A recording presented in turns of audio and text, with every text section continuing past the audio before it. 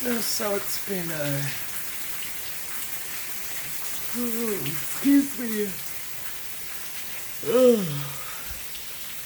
I didn't get much sleep. I was having a hard time sleeping.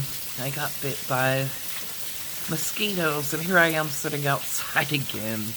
I've got bites on my legs and bites on my back, and as soon as I decided to go to bed, everything started itching from mosquito bites.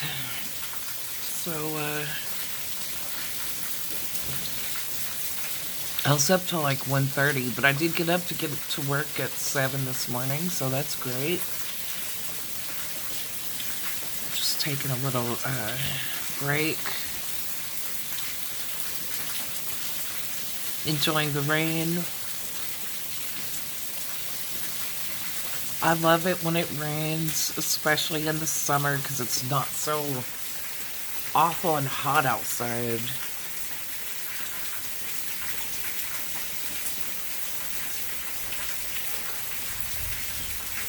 That frog is so cute. My mother-in-law brought that frog and put some flowers in it. It doesn't open up at the bottom, so you have to be careful what you put in it. But, it's cute.